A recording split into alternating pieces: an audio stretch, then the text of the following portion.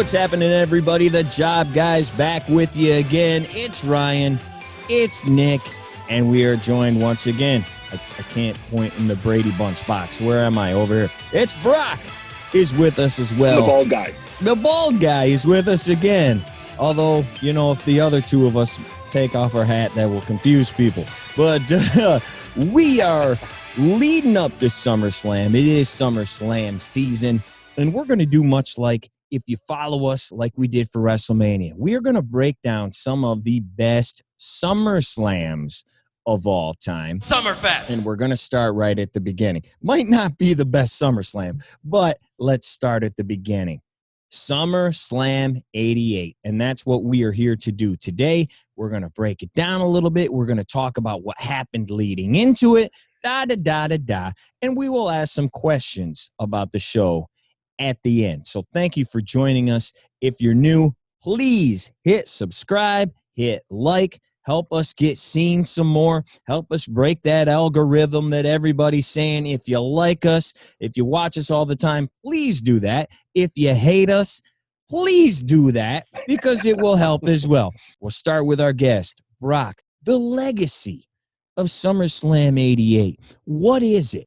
Well, it was the first one, obviously. It was that magical first ever of this particular event. I remember as a kid, as a 14-year-old little Brock, watching Superstars of Wrestling in, middle of June of that year, and I see the promo, SummerSlam coming. Like, what the heck is SummerSlam? This is huge, because we had WrestleMania already. We had the first Survivor Series was the year before that. Yep. Royal Rumble was like not even a pay-per-view. So there was only really two big pay-per-view events prior to that, WrestleMania and Survivor Series. So this is a third one coming our way. Wow, what's this going to be? So now, fast forward, 34 years later, I think? Carry the three, yeah. Yeah. SummerSlam is the second biggest show in all of wrestling right now, right? Because you got WrestleMania's tops, arguably. Well, behind Revolution, Full Gear, All Out. Right. And then right. SummerSlam, yeah. I mean, Royal Rumble or SummerSlam are arguably the second biggest shows of the year. So, yep. The legacy of SummerSlam was built on this event, and man, what an interesting show it was, man. I mean, for nostalgia purposes, I love it. But when you really dissect it, yeah. And we'll get into that some more. Yes. Nick, what do you think, man? The legacy for me has got to be the jump start into the downhill toward WrestleMania season, right? The worst thing of era in wrestling, or period, if you will, not era, is the time after WrestleMania, that downtime into the summer.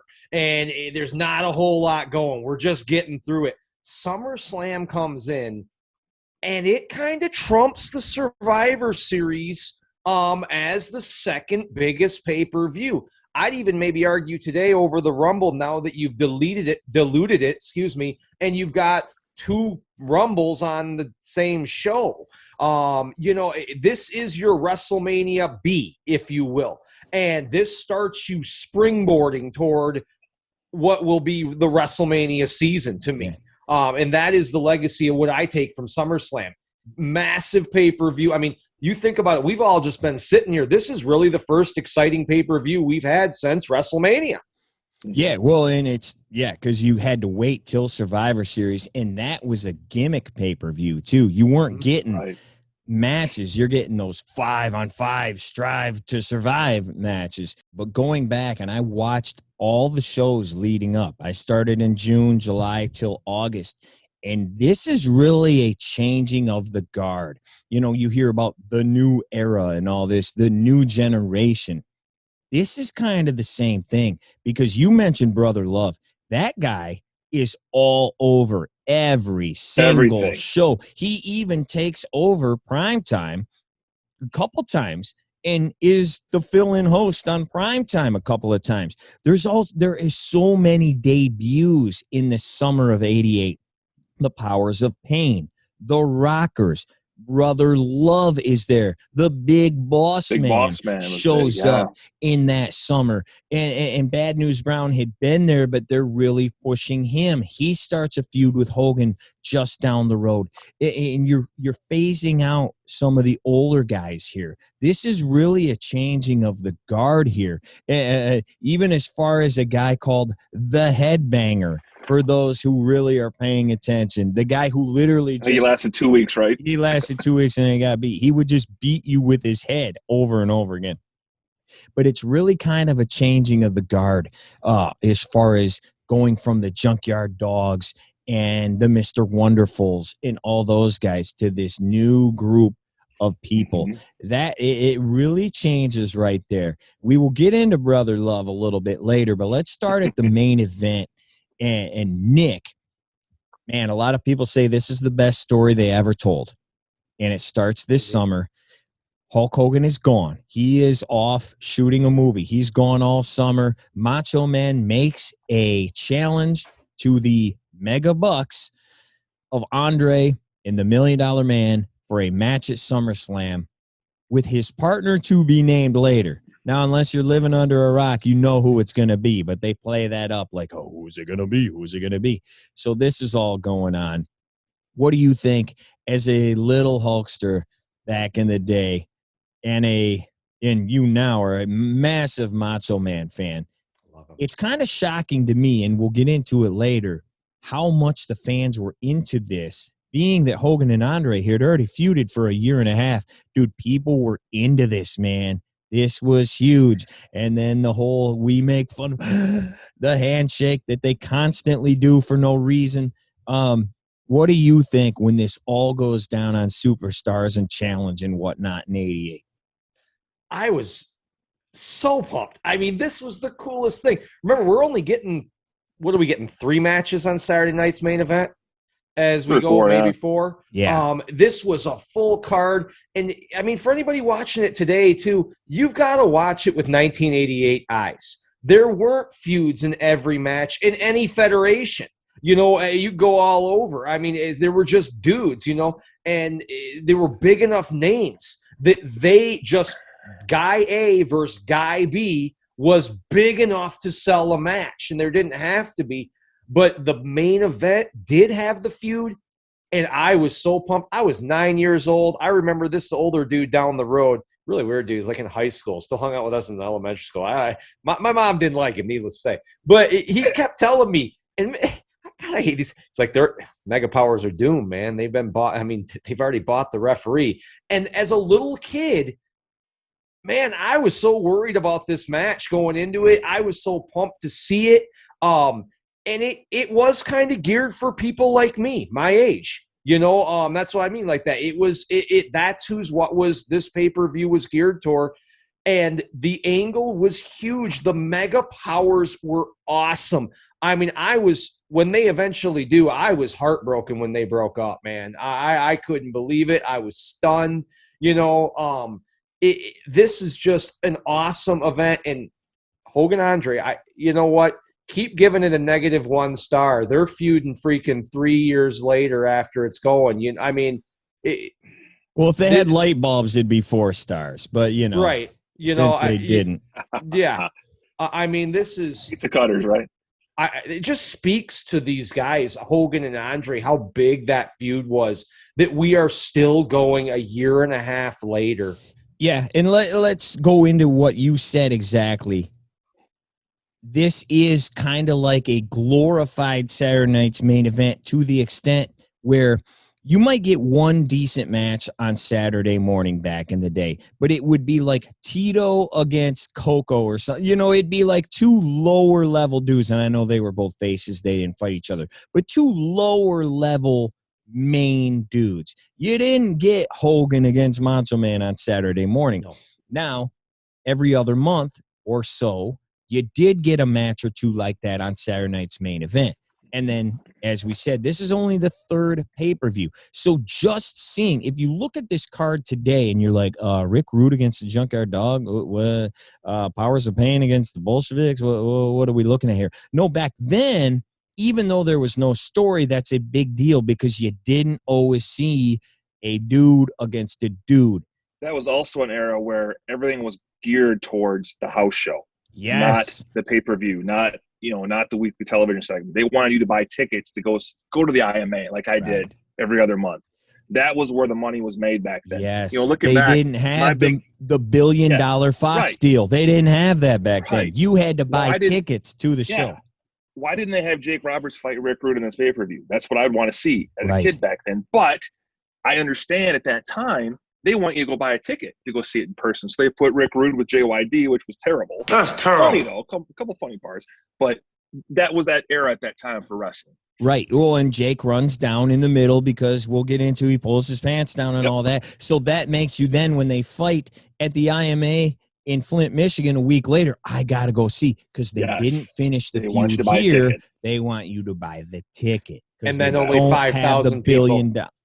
5,000 people saw the finish. And then they can do it in every city and every town. And they do it tomorrow night. Yep. And they do it tomorrow night. And they do it tomorrow night. And they do it tomorrow night. Brock, that's a great point because there's a lot of people out there that are doing shows and whatnot that don't look at it like that. They're comparing it directly today. Oh, it ain't Monday Night Raw. It's and I tell people that I actually just got off the phone with somebody who was yelling, you can't compare wrestling to this or that and the other. Well, yeah, you can because today, even back then, it was more of a sport. Today, it is a television show now. Right. It's a television show now. Back then, it was more of a sport, and they're talking you into every arena around the country with 3 different tours, by the way. Anyway, guys, let's get into the show. And let's again, some of these matches are just like, what's going on here? What's the feud? Some of them have feuds, some of them don't. It begins with the British Bulldogs, who are toward the end of their run here. They are taking on the newly turned fabulous Rougeau brothers. This one goes 20 minutes. A draw. 20 minutes back at this time is a long time, especially for a show that only goes about 2.5 hours. So this is a very long match. The Rougeaus, people were crapping on them, so they decided to turn them heel, and they're doing their, hey, I'm going to go to the Lincoln Monument in the Washington Memorial. They're doing everything backwards, and they're waving their little tiny flags around just to tick people off to get heat. So they're doing all that kind of stuff. They're fighting the Bulldogs again at the end of their run here. It's a good match to me. It's just 20 minutes back then is a long time, especially when the Mega Powers Mega Bucks only gets 14.5. I love how refs in this era only take the word of the heel. If the face makes the tag and they don't see it, no, it's no good. But then they'll come over there and you can literally see them. The ref will say, like, did you? And then the face will the heel will put his hand up and he'll say, we made the tag, and they buy it. So that had that in that match as well. Standard tag match. One of the faces gets beat up for a while. Hot tag. It seems like a standard one. It was a decent match, just long. Everybody is Nick Patrick. They're all the heel refs back then. Before, I screwed up here. Let's get into a little bit of the setup first because this pay-per-view was a little different. It's at Madison Square Garden. And I don't know if you guys know this. I did immediately. Madison Square Garden is always set up the same. It's always set up the same. That little tiny aisle, you're always facing that little tiny aisle. Not at this show. It's sideways. They turned the hard camera 45 degrees, I guess, just a little bit. That aisle is now over here. It gives you a different look at Madison Square Garden that we've never seen before. So it looks a little different as far as that goes. And then the other thing, superstar Billy Graham is on commentary. It's Gorilla and Graham for this show. Leading in, Graham had been beaten up by Greg the Hammer Valentine, I believe. He was trying to come back and he couldn't. So then he's with The Rock and he's got a bad hip and all this, and they beat him up. So he's doing commentary here. So there's a completely different look to this brand new show. Yeah, they also turned the lights on at Madison Square Garden, too. Yes. Every show prior to that, it was always, like you said, it showed the ring, the entrance, and the rest of the arena you couldn't even see. It was dark, which I thought was cool at the time. So to see MSG for the very first time with the lights on was, made it different. But Billy Graham, man, at one time, my buddies and I, we counted how many times he said the word brother. And I really think it was over 100. I forget the number, but I think it was over 100 for the entire show. Let's go to we call this the Nick Hortz Bowl. Second match of the night, Bad News Brown defeats Ken Patera. This is the one people want us hear us talking in about. 6:33. If we wanted likes and subscribes, we need to talk about this match a little more. Ken Patera, a good guy now, after getting released from jail. He is now a good guy. I was going to ask Brock on this one. I didn't get to see Patera as a bad guy. Did you see him? Did you like that? Was it good? Yeah, he was a great heel because right when I first started watching WWF, he was with Bobby Heenan, of course, had the blonde hair. Yes. And I'll never forget how mad I was when he and Big John Studd cut Andre's hair. It was a tag match with Andre, and I believe it was SD Jones against Ken Patera and Big John Studd. And of course, the bad guys cheated and got Andre down on the ground. I think they had him in a sleeper hold of some sort or had him tied up, whatever it was. And they cut his hair because he used to have that long black hair, remember? And he and Heenan cut his hair, man. And that was a big deal. And that was also during the TNT era. That show was on USA, which I absolutely loved. And Patera was on those first couple episodes. And, you know, they'd bring out the bag of hair. And, yeah, he had a lot of heat back then, man. And all of a sudden, he just disappeared. By WrestleMania 1, he was kind of just forgotten about. So when I heard he was coming back, I thought he'd be back as his heel. And he came back as a good guy, and he just sucked. He was nothing. It was awful. Well, the whole thing was feel bad for him. Feel bad for him because he went to jail. You're like, what? There's even a thing where they're like, he was the greatest. He was an Olympian. He lifted more weights than anybody. But then, and they show him sitting like this. And then cell block door slam in front of him. It's the worst thing you've ever seen. It's so bad. And yes, Brock, he comes back looking like Richard Simmons, this guy, with his giant afro and his unitard he had on. He looked like Richard Simmons. What am I doing? He needed aerobics? a manager because he can't talk either. He couldn't talk. So that's why he had to be a bad guy and have a manager that could talk for him because he couldn't do a promo.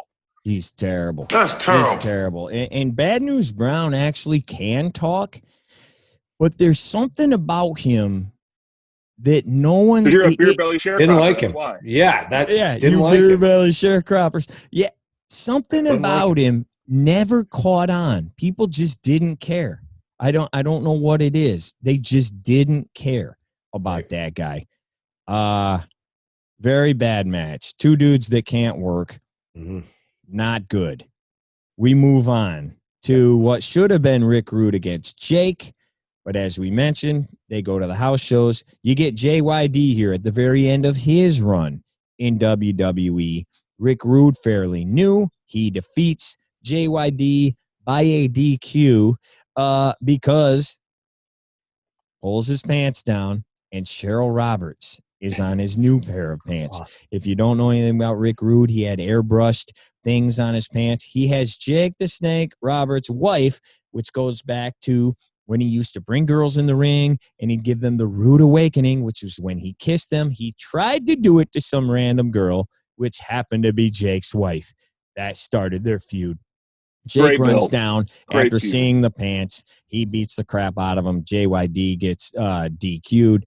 Obviously, you guys are both huge Rude and Snake fans. Your thoughts on the way this went? I remember this one starts for me all the way back at 4. They go to that time limit draw at 4, and I hated Rude. I love him today, but he was a great heel back in the day, man. And when one of the craziest things I've ever seen as a little guy was when he ripped his pants off. And they put the black dot over. For those of you who don't know, Jake told Rude, "Don't wear my wife's pants down there." Yeah, and he wore them. And Jake came down there was it Saturday morning? I can't even remember. Sunday. Superstars, yeah. It showed it on there because and Jake came down there and ripped his pants off, and they put a black dot over the area so you couldn't see it. I thought that I was like, "Well, this is real," he's really going for his wife. But yeah, the match itself. This match is not good. JYD, he's still getting a pop at this point in time, but his over. Time is coming to an end. Powers of Pain, brand new. They debut maybe a month or so before. They were in NWA. They have their new manager, the Baron Von Raschke. Strange. Who is wearing... I think he lasted 3 weeks. Yeah, he wasn't there very long. He had like a Dracula cape on here. They fight the Bolsheviks. 5-minute match. My biggest takeaway, guys, on this, and I don't know if there's a ton to say about this, but my biggest takeaway here is these dudes come to the ring. No one seemed to care. By the end of the match, the place is going crazy for the Powers of Pain because they're throwing these dudes around, they're body slamming, they're jumping off the top, they're doing all sorts of stuff. Dude, they left that ring way more over than they were when they walked in. I was big fans of those guys when they first came in because they were new, they were fresh. They were going to be the anti-demolition, obviously. Mm-hmm. And that was like right in the prime of Barbarian's career. Warlord always was kind of stiff, but Barbarian could go, man. That guy was a good worker. Yeah, he was really good. And you're right, man. The crowd just popped for those guys. And then when you fast forward 2 months down the road, they flip them and make them bad guys, which I never understood, but I mean, it all worked out, obviously. But, yeah, I was excited to have the Powers of Pain there because I watched them a little bit in NWA at the time. And, you know, they were the Road Warriors, was big, you know, the nemesis to them. And they were big, man. And they were impressive. And I was big. I didn't get the manager. The Baron thing I never understood. Yeah. But it was a strange pairing. But they got over, I thought. We have the Brother Love show in the middle of this pay-per-view. This guy debuted this summer. And they are putting this over big time. They are trying to make this the next Piper's Pit. Mm-hmm. The show that's on Challenge, Superstars, whatever. They are putting this guy over massively. Before I get into how terrible Brother Love is, because I think it is absolute dog crap garbage. The rumor is that his special surprise guest was supposed to be Ric Flair. Mm-hmm. His contract was up. He was talking to WWE. They thought it was a done deal, and this was going to be Ric Flair jumping ship. Brock, what do you know about that? I'm sure as a 14-year-old you didn't, but what do you know? What do you think? What would have changed in the world had this been Ric Flair and not Hacksaw Jim Duggan as his guest? So I've heard that a lot too, and I believe it. I just don't know what they would do if they got him. Right. Because you're not going to scrap the bill of Hogan Savage to WrestleMania 5. Which Bruce Pritchard has said, no, that he would not have fought Hogan at 5. Right. So, you know, Tully and Arn came in the following month, right? So I guess you could have had a rendition of the Four Horsemen possibly. They probably wouldn't have done that. But does he go after the IC title? Does he? I don't know what they would have done with him at the time because the timing just didn't make sense. Yeah. Anyway, you get the Kenny Omega, John Moxley popcorn fireworks at the end here, and you get Hacksaw Jim Duggan. Dugan. Which he calls him Dugan. Yeah. I don't, you know, I love Bruce Pritchard's podcast. I love Conrad. I love everything that they've done the last 5 years. And whatnot, but dude, Brother Love is unwatchable to me. He was unwatchable when I was 8 years old. I don't know what they're trying to do here. This is Vicky Guerrero annoying. Get off my television. It is trash. Like when I was 8, I would not watch. Fucking thing sucks. So and it worked. I watched. Say what? So it worked. No, not if you're not watching. It doesn't work. He's an idiot. It works if you watch. Parents are probably idiots too. If you fast forward or leave the room or turn on the baseball game of the week instead, it doesn't work. No, it doesn't. I mean, and they are pushing this guy, man. Every week he was on. Every week. Yeah. And like you said, he was the next Piper's Pit. He was the interview segment that they brought the guys in to build the feud, to sell tickets at the house show. It was Brother Love. My dad, as you know, Ryan, loved him. He was the greatest. I can see that. Because he also thinks the Spirit Squad's great. So, you know. At the time, though, was the whole Now, if you guys probably don't even remember this, the Jimmy Swaggart scandal with the televangelist. Yes. That went down right before this. So That's Brother what he's Love was a supposed to be. clone. He's a clone of Jimmy Swaggart. And, yeah, it was kind of a religious televangelist type gimmick without saying God, right? And it was just outrageous. It was stupid. But we thought it was funny. We love Brother Love in my house. You're wrong, Sloke. It's hard. Okay, so then everything changes right after that. Now we're back in action. I guess they say you got to bring the show up and then bring it back down, and they crashed it with Brother Love. So now they got to bring it back up, brother. They got to bring it back up. And what a better way. What a better way to do it. I don't think he's as bad as Ryan says, but I'm not a fan of him. I don't think he's as bad as Ryan says, but we all have our favorites and the ones we hate. Come on. Yeah. It's what makes it fun. Well, yeah, dude, and if you like it, God bless. I wish I did. I just think it blows. I love you. Well, and even back then, it's even worse because he hadn't found his voice yet. So he's like going through, and he just keeps going, I love you. I love you. I love you. I love you. And they freeze his face where it's just his face in the camera, and they freeze it. That's great. I love that. So go ahead. Here comes Honky Tonk. Here comes Honky. Honky's supposed to fight Brutus. Brutus gets spurred in the head by Outlaw Ron Bass. He totally did Bart. He totally does a freaking Hogan move where he's the heel. He calls out Ron Bass for no freaking reason, and then Ron Bass murders him. So it's his fault. So anyway, he's out.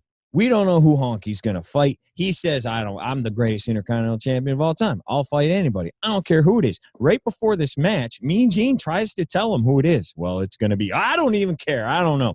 Well, let me tell you, it's an up-and-comer. He's a great, I don't even care. It could be anybody. So he comes out. He says, I don't care. It could be anybody. They stand there for a little bit, and then bang. Ultimate Warrior's music hits. This guy was getting over. We saw him at WrestleMania. He fought Hercules in a match. It was kind of whatever. But he had picked up major steam between then and now. And they must have decided they are shooting this guy to the moon, because the guy who held the belt for 14 months gets squashed in like 25 seconds. Just squashed by the Ultimate Warrior, who walks out the new IC champ. This is one of the most significant moments in wrestling WWE history here, guys. Am I wrong? Go ahead. You are 100% correct. Go ahead, Nick. It's the greatest moment in SummerSlam history. I'll say it. Yes. It's the greatest moment. I'm not saying it's the greatest match. Don't quote me on that because it's squash. This was awesome. This guy comes out of nowhere, and we all thought, someone's going to come out, and Honky's probably going to walk out or get DQ'd or something like that. This guy, it was standard. This guy has the belt. This is his belt. He's had it for 14 months. The guy wasn't trending down either. I mean, he was still over as a heel. Yep. The Honky, there was no reason to take this off him other than it's someone else's time. And by God, they were dead right. This was a perfect move. This catapults the Warrior. And I just thought it was the coolest thing. And I'll say it again. It's the greatest moment in SummerSlam history. It's hard to argue. I think the greatest match ever is Bulldog Brett at SummerSlam 92. And that's a great moment for Bulldog because he's in front of his hometown. But that's not a moment. That's a match. This is one quick 30-second thing, and in total entrance and exit, maybe 3 minutes, maybe. This is a moment, dude. Mm-hmm. Brock, what do you say? Everyone talks about wanting to get that Road Warrior pop. Forget the Road Warrior pop. They need to get the Ultimate Warrior pop because that crowd went berserk. I think it's one of the top 3 pops. It could be the biggest one ever that I've ever seen. Watch that crowd. When that guy comes out, hits the splash, hits the shoulder block, hits the 1, 2, 3, that crowd goes berserk. Assume the controls. I've never seen anything like that before at that time. And to this day, it still holds up as one of the biggest pops I've seen in my life. Debate it. Argue it. Well, and anybody that wants to crap on the Warrior, you either weren't there or no one's going to defend the stuff that happened later in his life and all that. No one's going to defend that. But for that short period, middle of 88 till middle of 92-ish, whatever you want to say the number, this dude was off the charts. Now, did he do the numbers they thought he was going to do as champion? No, he didn't. But he was still massive. At his peak, he is as big as anybody. He didn't have the guys to fight that Hogan did either. No one ever talks about that. He didn't. I mean, wrestling in general was declining when he got the belt. I mean, it's the same group of people that'll be like, Kevin Nash was the lowest rated champ. Yeah, who's he fought fighting? Mabel. Like, I mean, what's he supposed to do? Hogan had Stud, Bundy, Piper, Andre, Savage, the Warriors in here. Orndorff. Yes, the Warriors fighting Papa Shango, and Rick Rude again. Rick Rude, for the title. He's not getting these. He doesn't have these, and they refuse to put him and Hogan back in the ring. That doesn't fit anybody's narrative, though, Nick. Kick the cockpit door down. Yeah. The Warrior didn't sell. Yeah, that doesn't fit anybody's I agree, narrative. though, guys. You're exactly right. They didn't build up any heels for him to defend his title against. King Haku's not going to do it. Wait a minute. Are we saying Super Ninja was not over?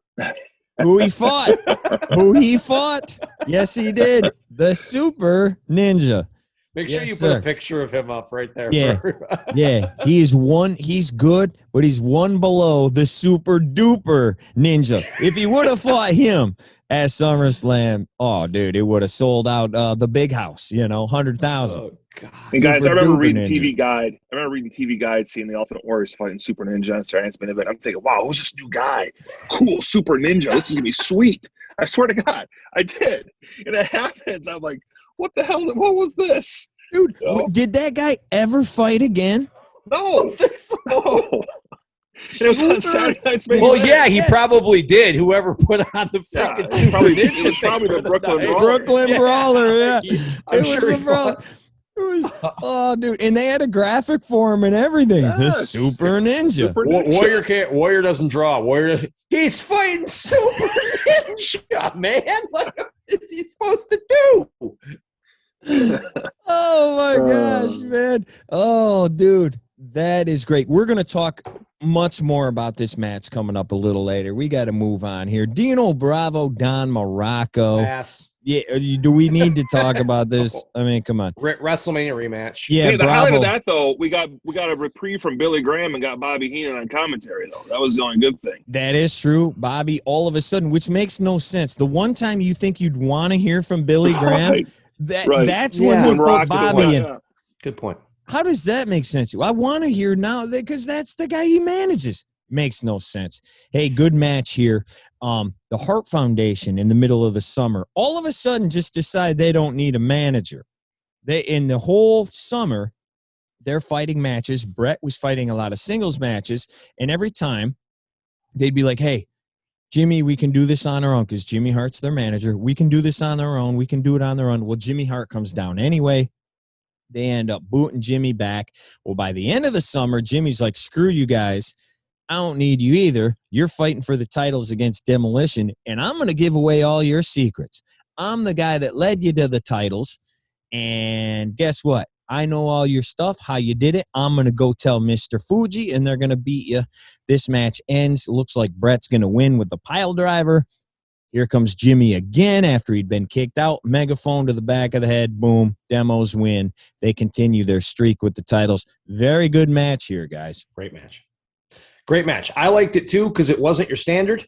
It wasn't faces in, faces win for a minute. One of the faces gets beat up. Hot tag at the end. Something happens. One of the two teams win. They went back and forth for a while. Both teams had a chance, a little up on the other, back and forth. Great finish because it doesn't hurt the Hearts. I felt nothing. You didn't feel like they went down the chain at all. They got screwed out of that. And it had an angle. It had a story. Jimmy Hart giving away the secrets, like you said. Great match. One of the few matches here that did have an angle. The angle wasn't with the demos, it was with Jimmy, but it made sense that he screwed them out of the title. Let's move on to the Boss Man. Brand new guy this summer. He comes over from being Big Bubba and Cornette's heavy. All of a sudden, he's here. Big Boss Man. He beats Coco Beware. A kind of nothing match. This was just kind of to show, hey, here's this new guy. I think, like, and Coco's a glorified jobber here. I don't know if you have anything to say about it, guys. I think this is just to say, hey, here's this new big dude. This new big dude is going on a platform and be taken off as probably one of the biggest heels that fall, too, right? Because that's when he started wrestling, with Akeem. Am I jumping ahead? Is that too far down the road? No. They fight. So they Akeem, fight at Survivor Series. Yeah. Yeah. So Akeem's his tag team partner. They start battling the Mega Powers. So the Boss Man had a fire. He was on the way to be the top heel there for a while. Yep, and they gave him a squash here, pretty much. Let me ask: would you guys have liked to see him beat a bigger name? Excellent question. The only thing he's going for Hogan here, like shortly. I mean, could he? I mean, was this a good one to get him over, or what? Do you think he could have used a bigger name? Maybe, but I think they were just trying to show the world this guy was a monster. So let's go have him murder somebody. Yeah. Even though Coco got some moves in, but no one thought Coco was winning that match, though. No. Not one person. I never thought he was ever winning the match. You're right. Jake then fights Hercules. Again, we thought Jake should be fighting Rude here. Nowadays they would have fought, no question. He fights Herc. Jake wins with the DDT. The only thing I have written down here, he wins in 10 minutes. Dude, the place goes nuts when he hits the DDT. It goes insane. Maybe The Rock, one of the few guys that got the place going without hitting the move with a gesture. Just that gesture got it rolling, man.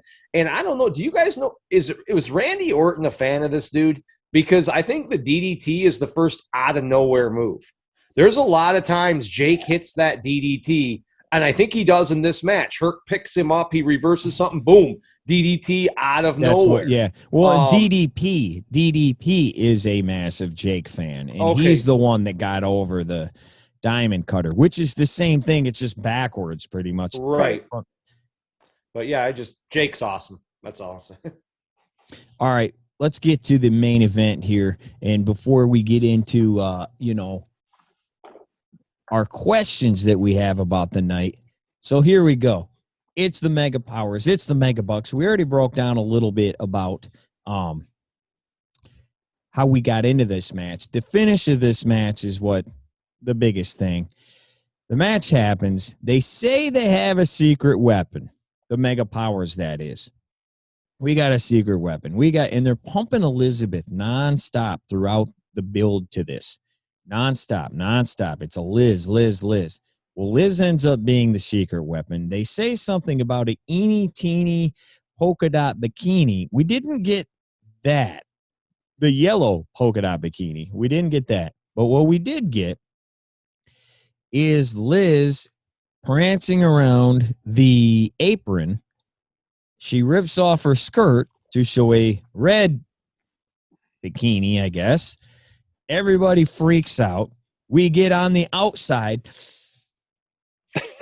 And then they beat the crap out of these guys. Andre flies over the ropes. They pin $1 Million Man, and everybody goes home happy. Your thoughts on the match, and then maybe a little bit before we get into some other things, just about how it happened, the Liz thing, and all of that.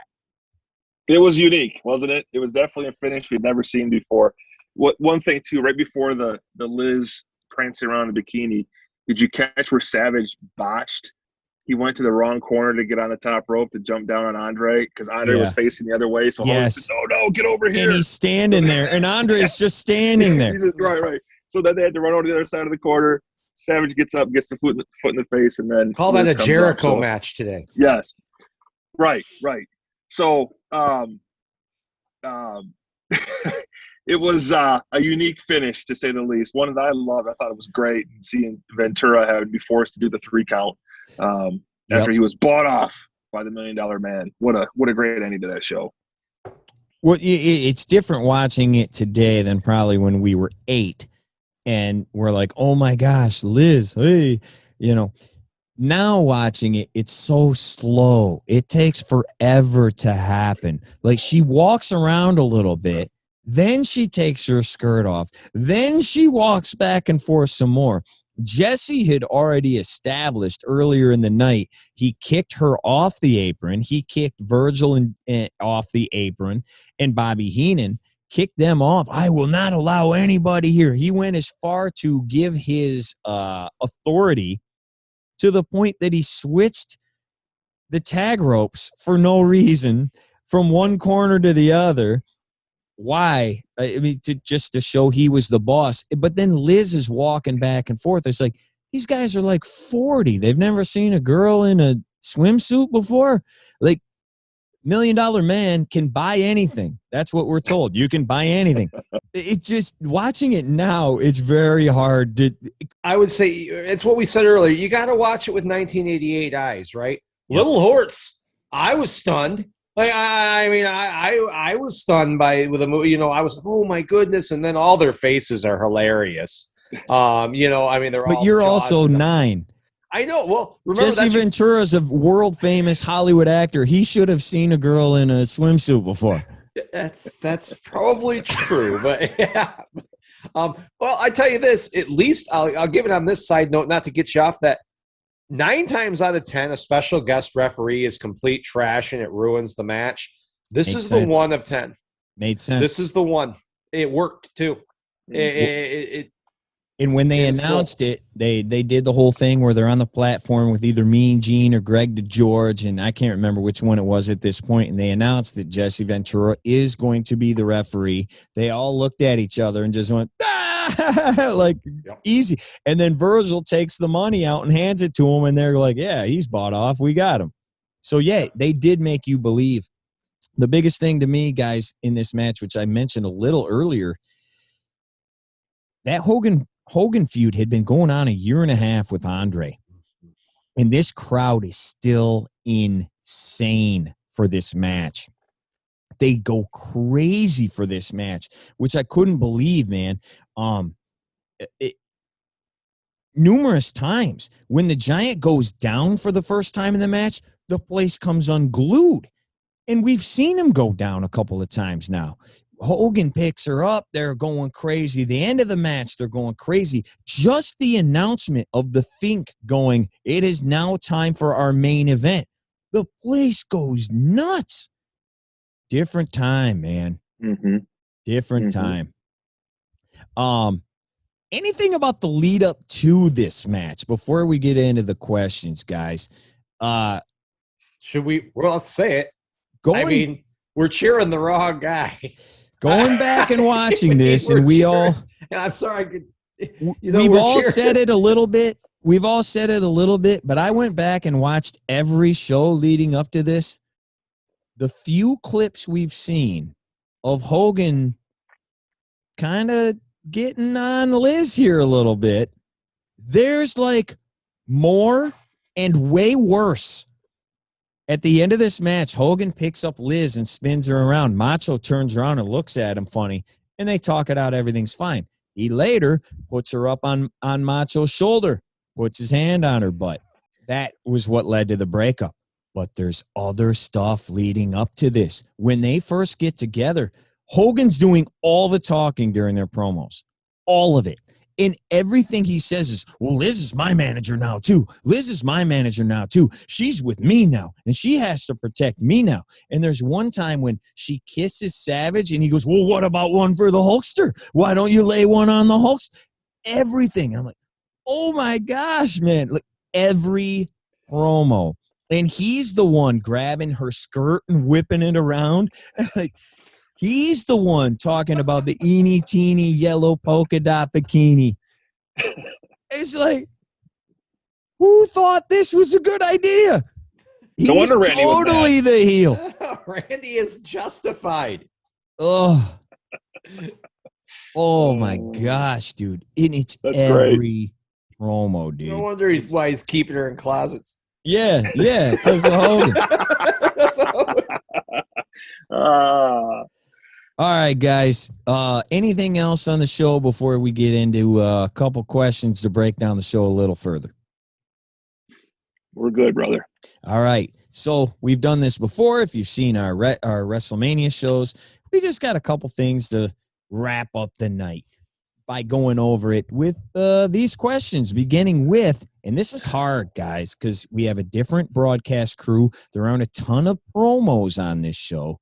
What's the best line of the night? Kind of hard here. I know Nick said he's got one that's going to probably be the winner here because I really couldn't find one. I mean, the best line of the night I took from Rick Rude saying, "Fat inner city sweat hogs." That's how bad it got. You know, the announcers really didn't say anything funny. You know, it was Rick Rude's opening stanza where he does his gyrations. Nick, what do you got, man? You got something good. It's not technically on the show, but before the show, they're previewing other Coliseum videos. And one of the videos they're previewing is Macho Madness. And I'm sitting there watching it, and I was told to watch it, study it, learn from it, experience it, and move on. That's my favorite line of it. You told me to experience it and move on. You know, and we are, man. We're experiencing it. I may tell my kids that. You know, D-Day invasion. Learn from it, experience it, move on. And move on, brother. I don't know, man. You're right, Brock. This is not a good line pay-per-view. That's why I went Bobby back. Heenan. Yeah, Bobby Heenan had some good one-liners during the match he commentated, but there was nothing really. Nothing that you remember or you're joking with friends at 30 years down the road. Right. And even some of the few promos that are on the show, there's nothing spectacular there at all. Superstar Billy Graham does say a few things, which I will get into in a little bit, that could be funny. And a few years ago, they probably were.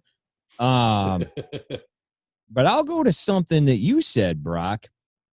You and your cousin used to try to debate how many times did he say brother, brother, brother, brother, he being pronouns pal, Superstar Billy Graham.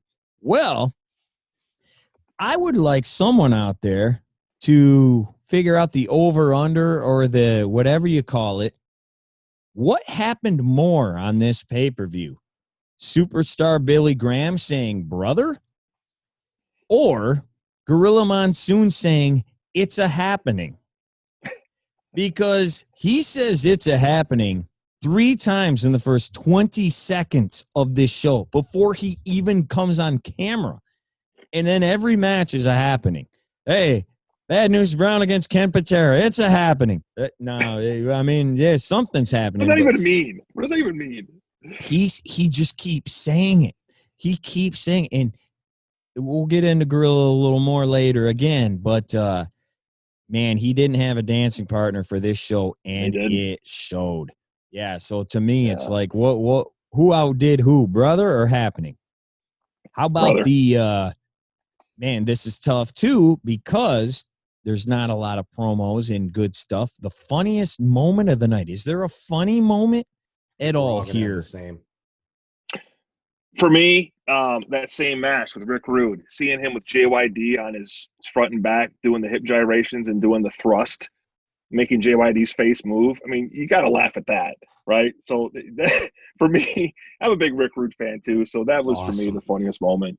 And Nick's goes beyond that. I'd piggyback. I think the best moment's when he rips off the JYD pants and he's got Cheryl Roberts on him. And he jumps off the ropes with his pants halfway down.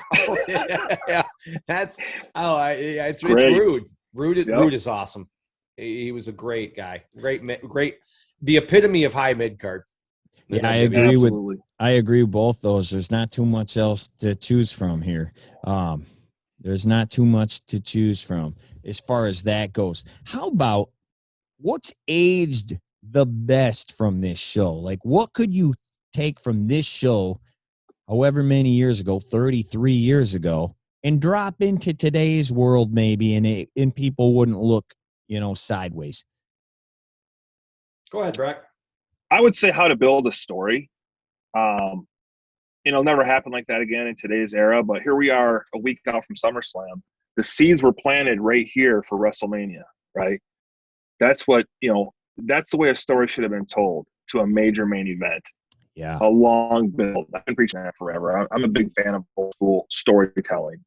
And today it's just, I'm a grumpy old man now, but that's what's aged the best for me is how to tell a story with two big guys in a main event storyline. Well, and oh my gosh, crazy, right? Everybody says that's the best story they've ever told. Crazy how that works out. Nick. I was going to ask you, what do you think, Ryan? Because I got two. I was going to see if you nailed one. You go. I'll hit the other one if you got one. Well, I switched one of my. I have two. I'll say what's aged just. We talked a little before the pay-per-views, the schedule, SummerSlam itself has aged the best because look at what we're doing right now. Here we are, 33rd or 4th edition coming up, and we got 45,000 seats in Las Vegas being sold. However many years ago, 1992, they sold out 80 in Wembley Stadium. They should be doing stadium shows for this every year. They're not doing WrestleMania in Chicago because it's cold or whatever in March and April. Okay, do SummerSlam in Chicago. Could you imagine? That would sell out in a heartbeat at Soldier Field in that town with that city. SummerSlam, the second WrestleMania, filling that void. That has aged the best. It has become, a lot of people like the Rumble, but it is the number 2 show of the year. And you didn't know at this point. You didn't know if you were oversaturating the market with only 3 pay-per-views. Well, now you got, 15 a year. So the fact that to this day, because look at Survivor Series, guys, kind of nobody cares. Really, nobody cares about the Survivor Series. They really don't. I mean, it's still okay, but SummerSlam still has cachet. So I would say SummerSlam itself has aged the best. I got this one's kind of a blanket one that you could use on this just era. The tag teams. The tag teams are just stacked right now in this era, and this is going to bring me to a point later here. The tag team era is the greatest. It still is the greatest era. I don't care. And the average tag team didn't weigh 200 pounds combined. So Meltzer says now's the best ever. Oh, okay. Yeah. But that, and I'll tell you one other thing I thought was awesome, that the Fink. I'm sorry. I freaking love that, man. It still sends chills up my spine when he announces things like that. When I was watching the Warrior match, and that, I was ready but you just forget that guy. He was awesome. The Fink with new world champion or new, because you're waiting for, and sometimes the official decision, you're like, what, did that really happen? Did he really win? And as soon as he said it, it was, holy crap, it's real, man. Yeah, the tag teams and the Fink. Yeah, the Fink, the and new that is a thing nowadays. I think of the Fink before I think of Michael Buffer or the other Bruce Buffer. I think of the Fink way before those guys. Hey, how about the worst? What has aged the worst? I would not today have a character of a police officer and have him beat up an African-American dude with a nightstick. I don't think that would go. I don't think that would go over well today. That would be my age the worst. And nothing else needs to be said. Brock. Hey, I can't top that, obviously, but what I wrote down was the announcing. For a show of this magnitude to have announcers that were this poor, a girl is awesome, but like you said, he didn't have a dancing partner. Billy Graham's terrible. And, everyone says Art Donovan was the worst pay-per-view announcer of all time. No, it was Billy Graham. Billy Graham was the worst. This guy just didn't add anything to the show. I'm along that line. At the end of this show, Billy Graham says some things when Elizabeth takes off her skirt. He says, and I didn't even write it down, but he says some things you can't say today. And I do know at the end, they win. Hogan and Macho are posing, and Gorilla saying his classic, they're giving the people what they want. And he's like, I ain't watching them. He just straight up, I'm not watching them. Liz is out there. Look at her. Why would I watch them? She's out there with no pants on. Okay, guys, so put your Skip Bayless hat on here and say something ridiculous. What is your hottest take from SummerSlam 88? Go ahead, Brock. Well, you want ridiculous, I'm going to say it, Ryan. 454 days as the greatest Intercontinental Champion of all time. Honky Tonk Man's wonderful 454-day run ended on the on this honkometer. night. The honkometer. On the honkometer. And to this day, he's the longest reigning champion. And how can you not say he's the greatest? I mean, the Honky Tonk Man. We're still to this day in 2021 talking about him being the greatest. There he is, man. The greatest Intercontinental Champion of all time. You can't argue it. Not Steamboat, not Jericho, not Benoit. No, not Rude. It's the Honky Tonk Man. Debate it. Here's my hot take. Yeah, the Warrior probably wins the night and all that. This guy loses in 30 seconds, and this is the peak of his career. He gets a promo before. No one else did. He gets a promo after. No one else did. He is the champion. He is the greatest, and he goes out the way he went out. You would think it would kill him, and he never reached this peak again, but it didn't kill him because of the way he got beat. You were interested to see how he was going to bounce back because they straight jobbed him. So it made you go, wait a minute, they jobbed the guy who's the best champion ever? Okay, I want to see where they're going here. It worked.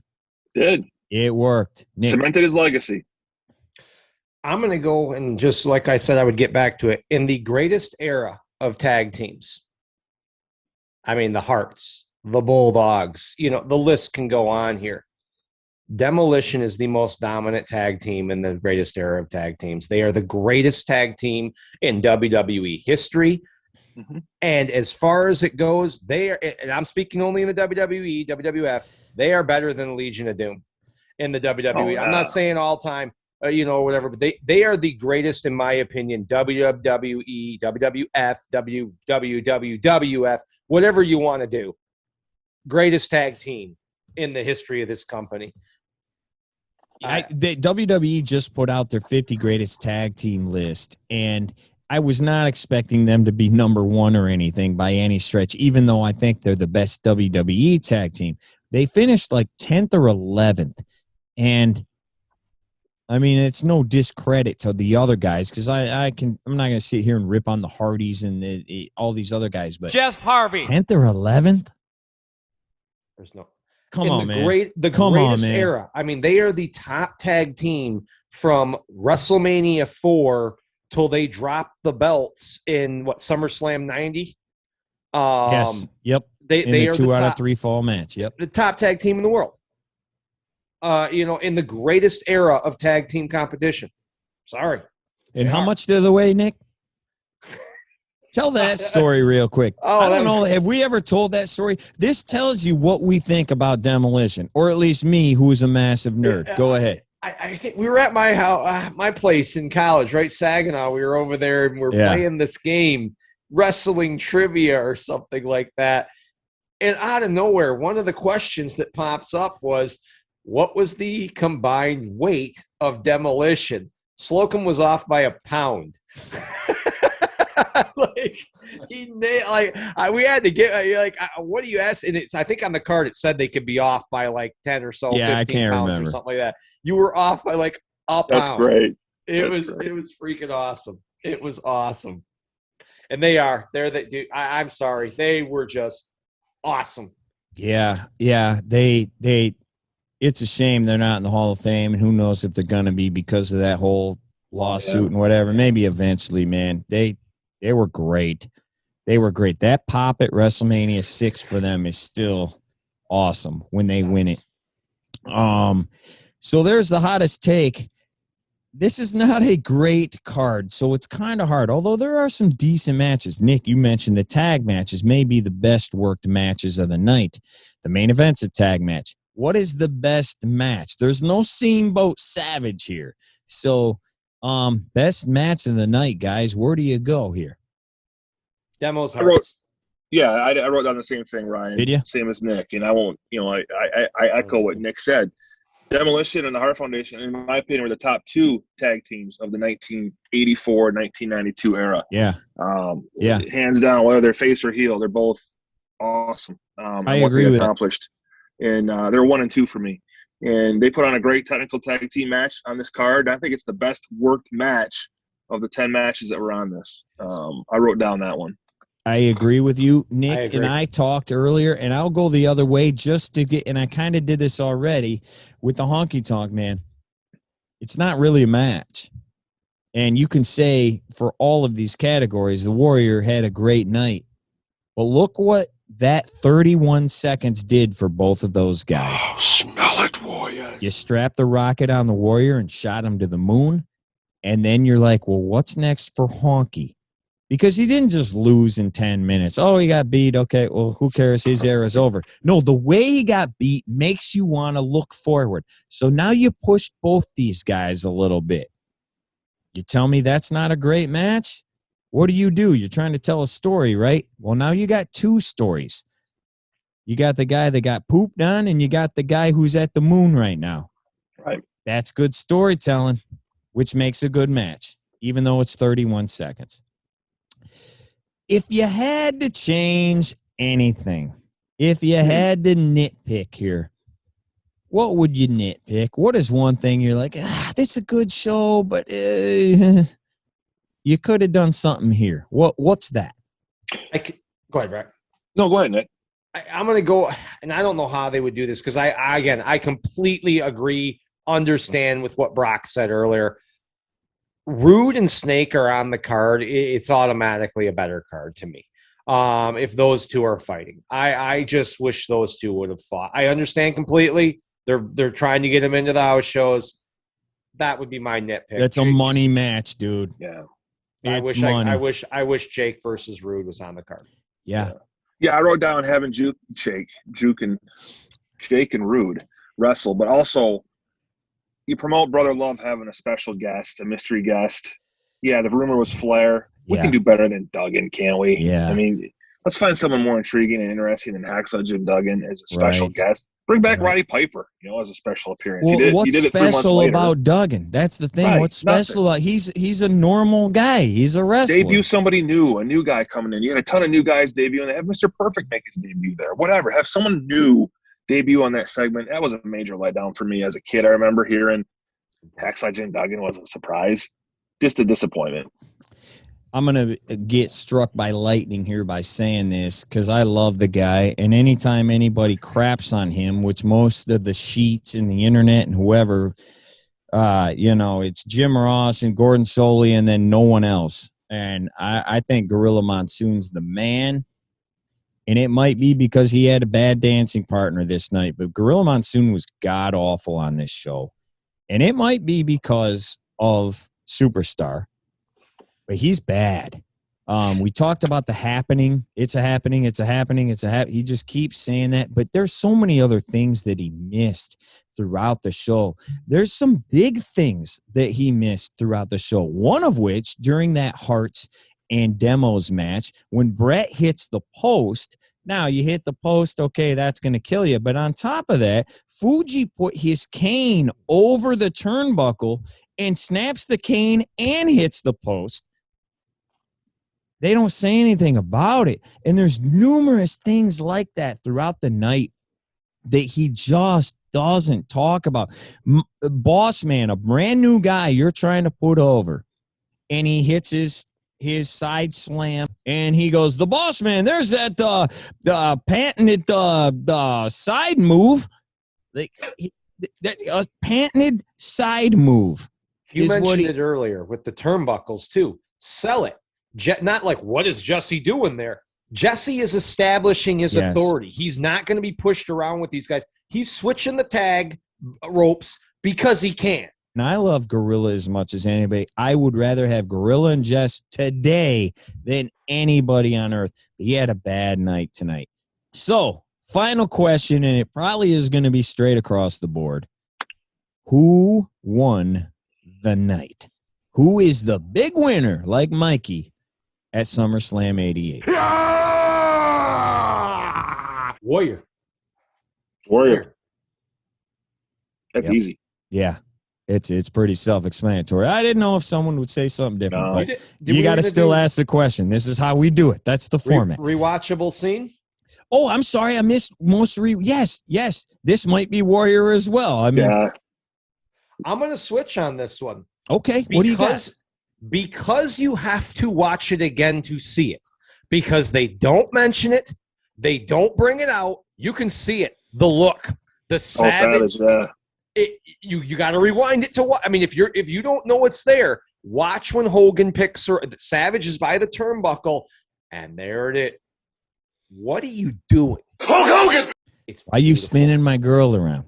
Yeah. It's beautiful. Hogan, again, will not shut up about Elizabeth. It's all about Elizabeth. He's like, we are fighting for her. She's my manager now. How about a kiss for the Hulkster? Jesse immediately goes, this isn't going to work. He goes, she could be the downfall. Quote, she could be the downfall of these two. You can't have one woman and two men. He said it from the beginning. And I wouldn't be back to back with Elizabeth in a dark alley. God, that's well, hey man, hey look, dude. If you're doing a drug deal and the Uzis get pulled out, if Liz is with you, she'll just take her skirt off, and everybody they won't know what to do. Thanks for having me. I love this this old school nostalgic stuff, guys. It's a blast to talk about it with you. This is the best, man. Thanks for being here, and we like having you because you're a hair older than us and you remember a little bit more than we do. The next one we are going to do, guys, is kind of 1992, man. I mean, it's the year that coulda, shoulda, maybe woulda been. This is another one like WrestleMania 8. This card was completely different. Not only in matches, it was in a different country.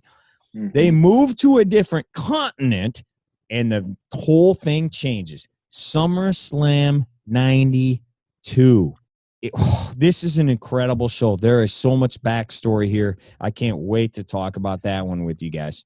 And if you haven't seen it, last year we broke down the best competitors in SummerSlam history. That is still out there. Yeah. Check that out. We did that last year. Who's the best? Who do you agree with us? Do you disagree? Let us know. I think we each did 5, right? We had some similarities. We did 5. Yes, good call by you. Thanks for bringing that up, Nick. We will put this at the end of the show. We will put a link to it. The 5 greatest SummerSlam competitors of all time. And Coco Beware is not on the list. So either is Ken Patera. Just so you know. Thanks, Ryan, Nick, before we sign off, I got one thing to say. I love you. Pleasure's all yours, Bucky boys.